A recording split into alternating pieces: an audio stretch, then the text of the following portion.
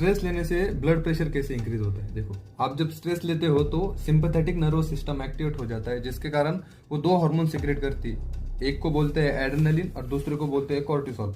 अब ये एड्रेनलिन क्या करता है कि आपके हार्ट बीट को इंक्रीज कर देता है, और कॉर्टिसोल क्या करता है कि आपके ब्लड वेसल के डायमीटर को छोटा कर देता है, जिसके कारण आपकी ब्लड प्रेशर इंक्रीज हो जाती है। अब ये एड्रेनलिन और कॉर्टिसोल हार्मोन आता कहाँ से? ये होती है अपनी किडनी। अब किडनी के ऊपर एक ग्लैंड प्रेजेंट होती है जिसको बोलते हैं एड्रेनलिन ग्लैंड।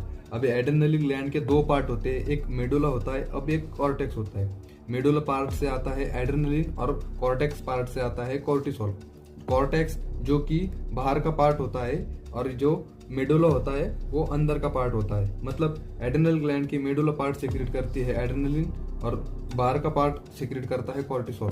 अब ये एड्रेनलिन और कॉर्टिसोल यहाँ आते हैं और एड्रेनलिन बढ़ा देता है हार्ट बीट को, और कॉर्टिसोल जो कि अपने ब्लड वेसल का डायमीटर छोटा कर देता है और बीपी इंक्रीज हो जाता है।